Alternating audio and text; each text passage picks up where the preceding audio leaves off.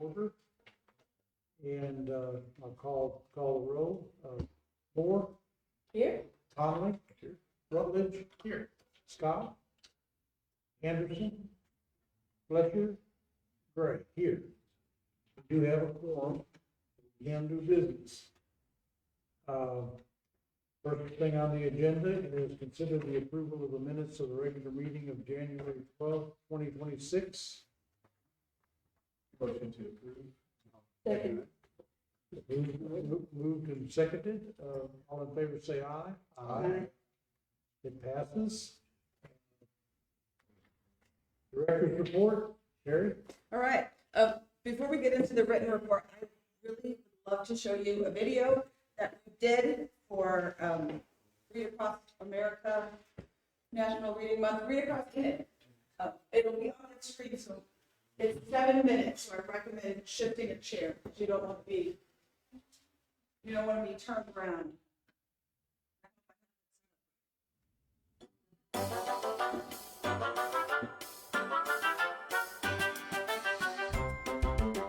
Hi, everyone, and welcome to Oh, the Places You'll Go by Dr. Seuss.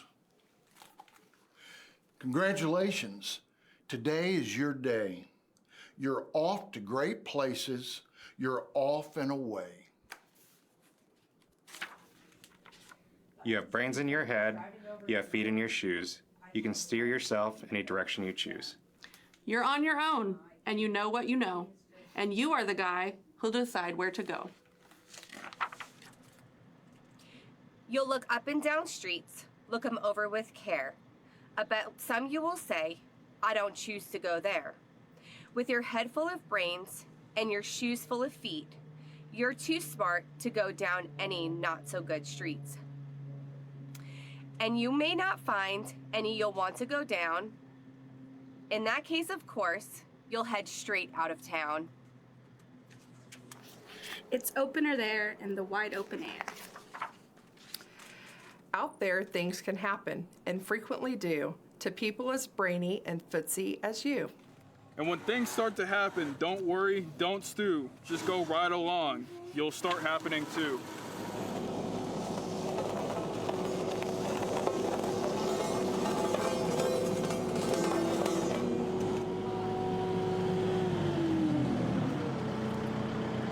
Oh, the places you'll go.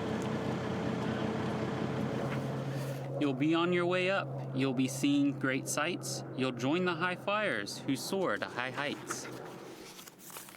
You won't lag behind because you will have the speed. You will pass the whole gang and you will soon take the lead. Whenever you fly, you will be best of the best. Whenever you go, you will top all the rest. Except when you don't, because sometimes you won't. I'm so sorry to say, but sadly it's true that bang-ups and hang-ups can happen to you. You can get all hung up in a prickly perch, and your gang will fly on. You'll be left in a lurch. You'll come down from the lurch with an unpleasant bump, and the chances are then that you'll be in a slump. And when you're in a slump, you're not in for much fun. Unslumping yourself is not easily done. You will come to a place where the streets are not marked. Some windows are lighted, but mostly are dark. A place you could sprain both your elbow and chin. Do you dare to stay out? Do you dare to go in? How much could you lose? How much can you win? And if you go in, should you turn left or right? Or right and 3/4? Or maybe not quite? Or go back around and sneak in from behind? Simple it's not, I'm afraid you will find. For a mind maker-upper to make up his mind. You can get so confused that you'll start in to race down a long wiggly road at a breaknecking pace and grind on for miles across weirdish wild space. Headed, I fear, toward a most useless place, the waiting place. For people just waiting, waiting for a train to go, or a bus to come, or a plane to go, or the mail to come, or the rain to go, or the phone to ring, or the snow to snow, or waiting around for a yes or a no, or waiting for their hair to grow. Everyone is just waiting. Waiting for the fish to bite, or waiting for wind to fly a kite, or waiting around for Friday night, or waiting, perhaps, for their Uncle Jake, or a pot to boil, or a better break, or a string of pearls, or a pair of pants, or a wig of curls, or another chance. Everyone is just waiting. No, that's not for you. Somehow you'll escape all that waiting and staying. You'll find the right places where boom bands are playing. With banner flip-flapping, once more you'll ride high, ready for anything under the sky. Ready because you're that kind of a guy.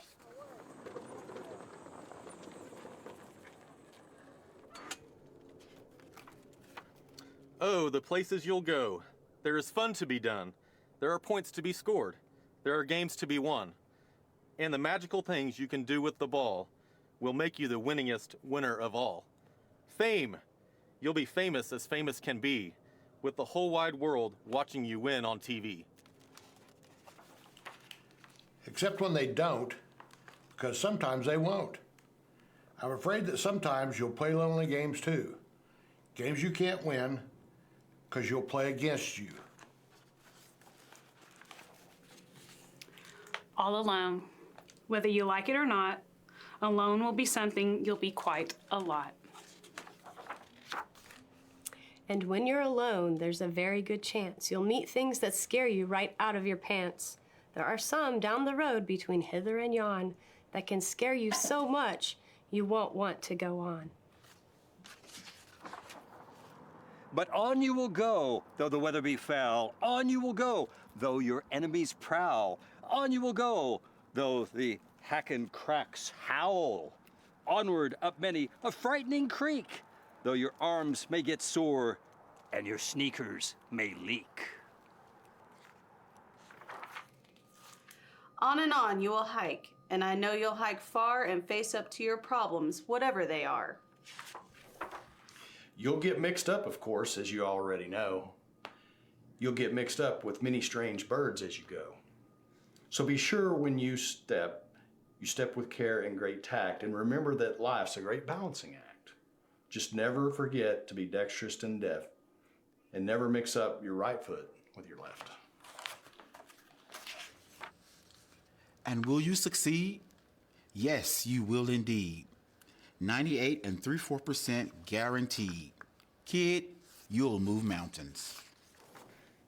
So, be your name Bucksbaum or Bixby or Bray, or Mordecai, Alley, Van Allen, O'Shea, you're off to great places. Today is your day. Your mountain is waiting. So get on your way.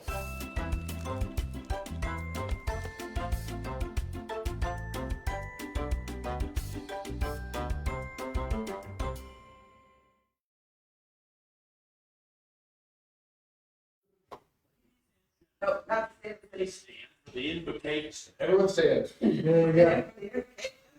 When was War and Peace coming out? Yeah, yeah. That video was, that was tons of fun. And it included almost every department in the city. And I really loved that we got good participation, not just from like department heads, but the guy working on road maintenance who's willing to stand in the middle of the road, and the folks from streets, especially the big steamroller piece of equipment.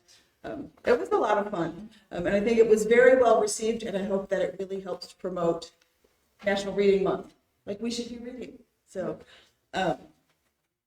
speaking of National Reading Month and Dr. Seuss Week and Read Across America, the front page of our director's report is from our Green Eggs and Ham Story Time Dr. Seuss adventure at the library, including some incredibly green eggs and ham.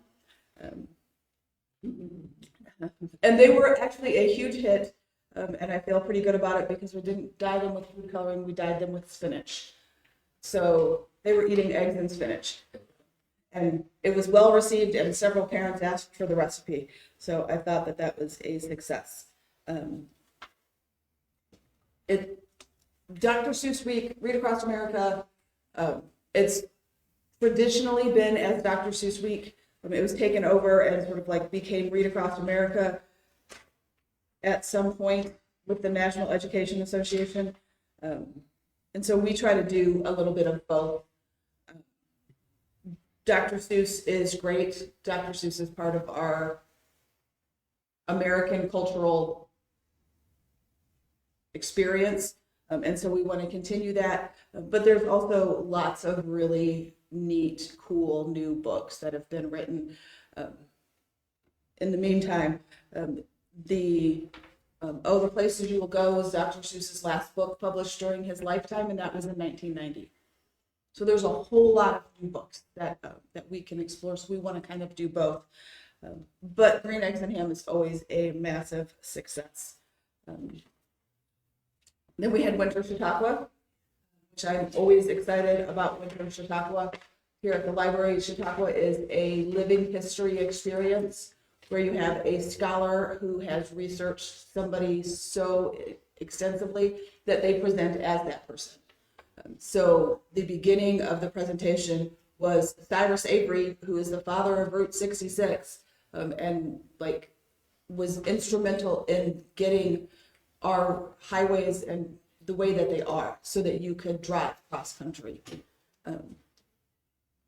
And so he presented as Cy, and then you have the opportunity to ask the historical figure questions, and then he sort of steps out of character, and then you can ask the historian questions.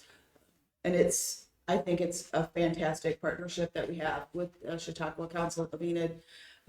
There's also a picture of our graduates. I feel like we've talked about them a lot. You should get to see a picture of them. That's from their graduation ceremony that we had. Library by the numbers. I think there's some important things to share here. It's a lot of the same numbers, right? The total number of circulations, total number of visitors. But I think that it also shows some important things to consider. So we share that our community saved $172,446.46 by borrowing physical materials. For the first time recently, the digital circulations are at or exceeding our physical circulations, which means that number's got to be at least twice. And I need to figure out how we show that, because libraries don't make money, we save people money. And so that is the statistic that we get to talk about how much money that we saved. So we're missing a huge section of that if we're not talking about those digital circulations. Also, Hoopla has become quite expensive. But you can see that that if we had the virtual library by itself, that sort of little bottom thing that says that there's 4,282 current Oklahoma virtual library reserves, that's an average wait of 47 days. So Hoopla really helps to supplement that so that people don't have to wait as long. For some books you just have to wait. But I thought that was really interesting to sort of look at why there is such a need for both of those digital platforms, and the need for access to digital books. People listen to a lot of audiobooks. The ebook rate was higher than I anticipated because I don't like to read on a Kindle.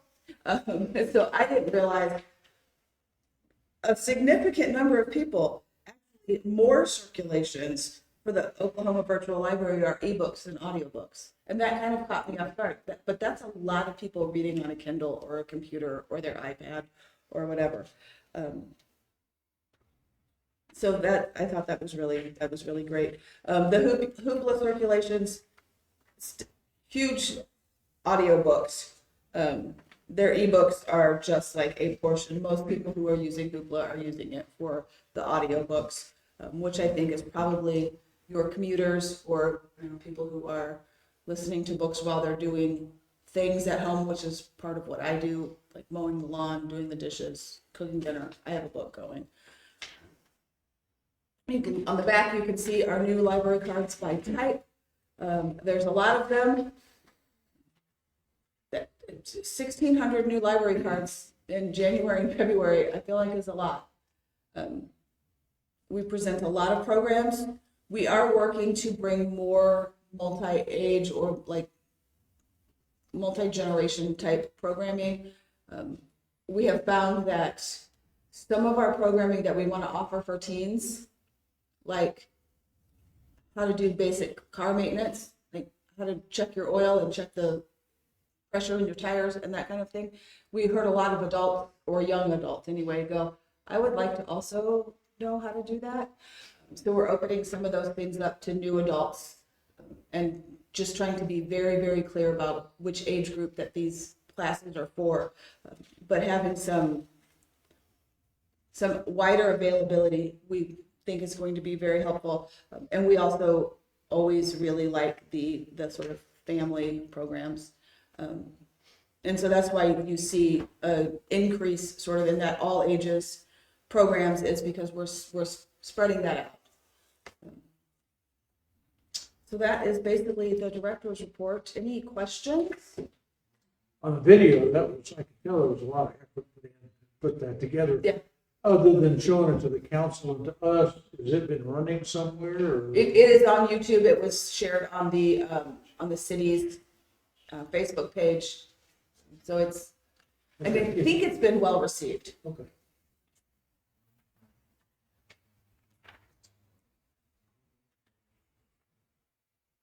Well, if there's no questions or comments. Well, it's a little bit off topic related, but when you're talking about Hoopla, I have to be slightly embarrassed that I have not explored your online holdings.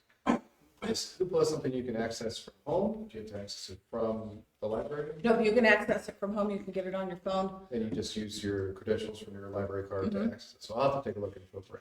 Yeah. Clarify that. Yeah. And the great thing about Hoopla is if they have a book, they have unlimited copies of it. So we could all be listening to the same audiobook, whereas the virtual library, they have a set number of licenses. Gotcha. I had to chuckle because you can access it from home, you can get it on your phone. Yeah. Almost sounded physical, didn't it? Yeah.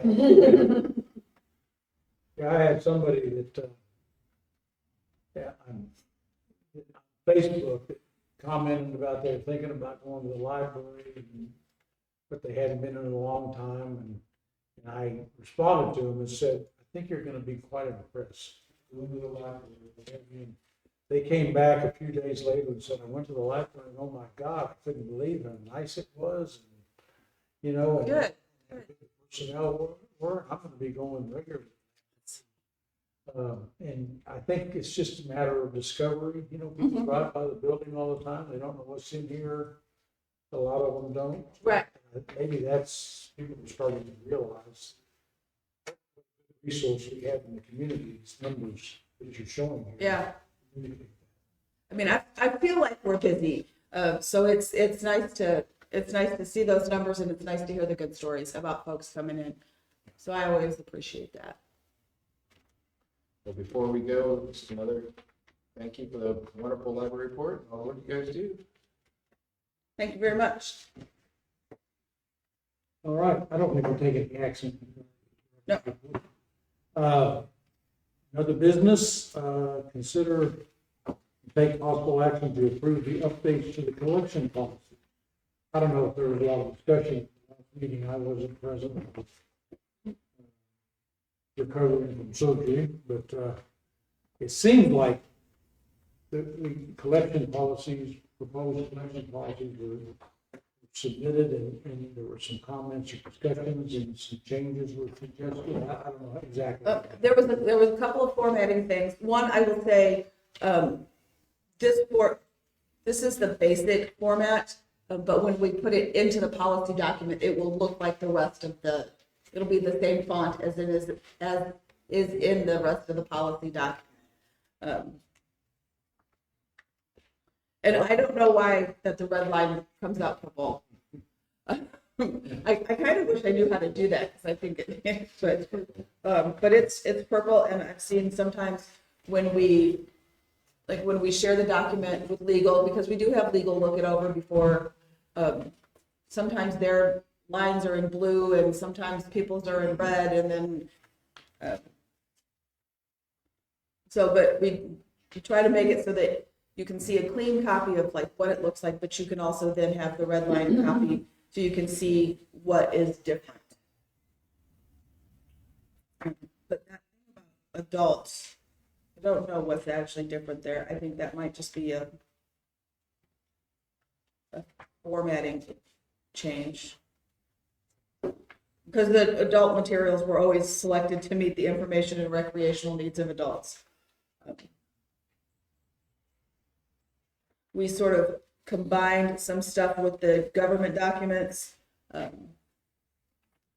so that it was, like 2 sentences on the same line as opposed to 2 different lines. We moved where the statement about sequential art in storytelling and that graphic novels are included. Previously, that was under serials. And I think that that's from when what they were thinking about was the comic books that come out.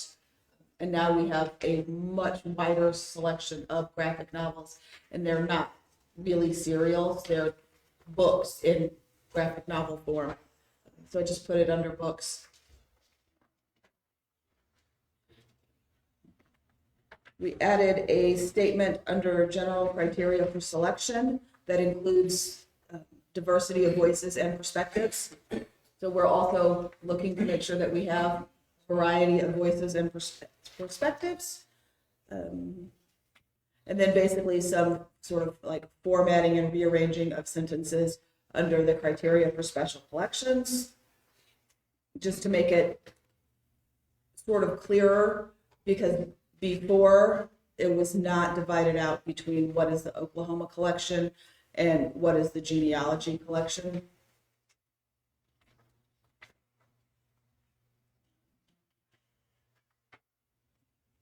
Then the reading, we took out some sentences and then put in the criteria for criteria that we use for reading. Just to basically show this is why we read things. And that we do replace them if necessary and possible. One sort of major change, I think, that there should probably be some discussion about is the statement that says the library, it used to say the library director will provide a list of weeded materials to the library board. And then I added upon request. If you would like to see those, I'm happy to do so.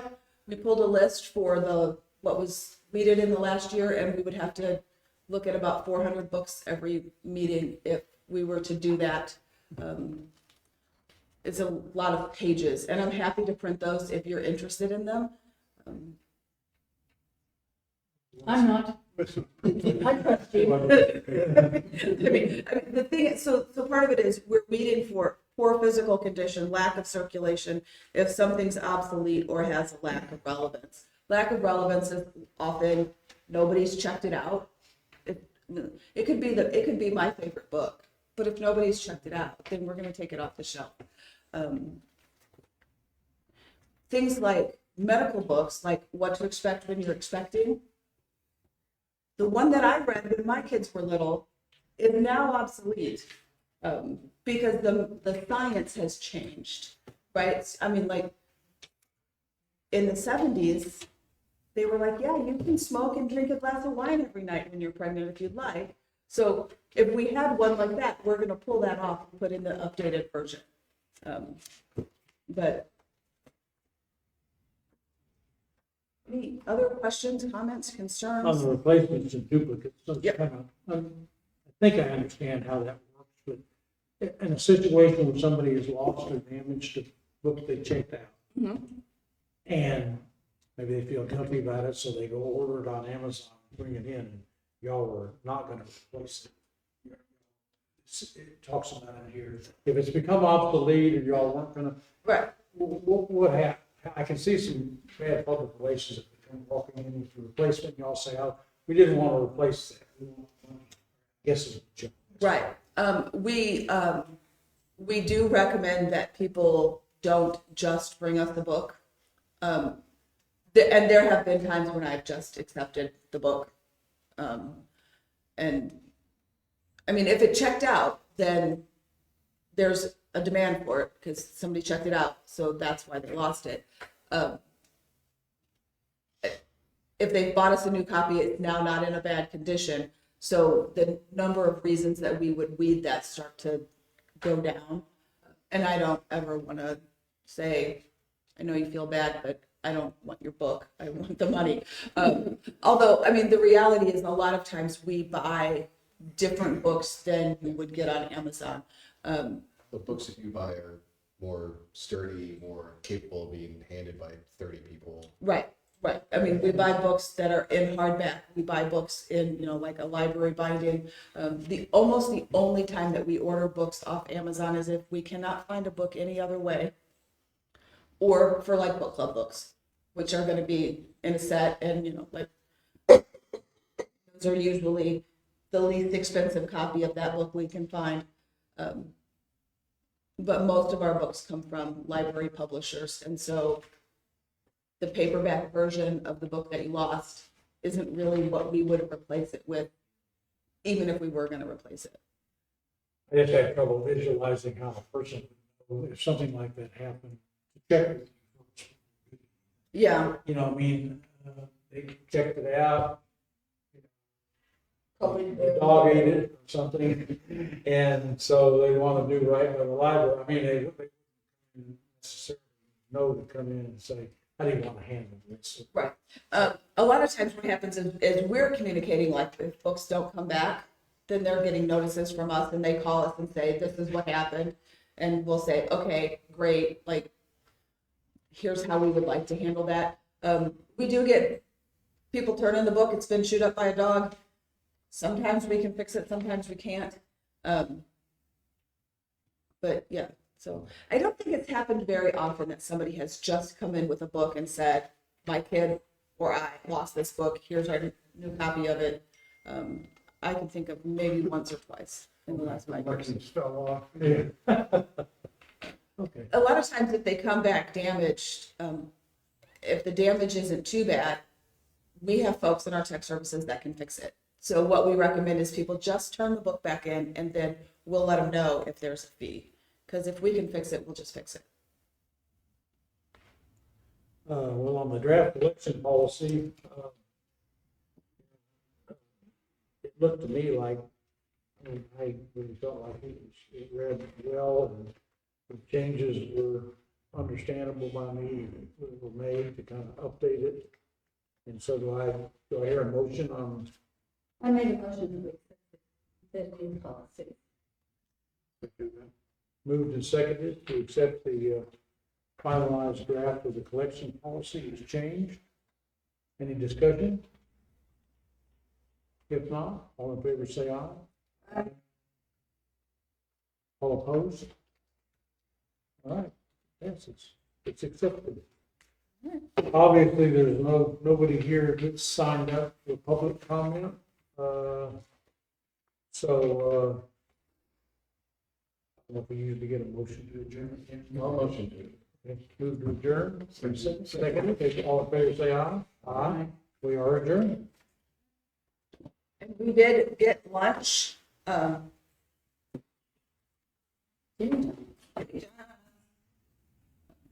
that's for another one, session.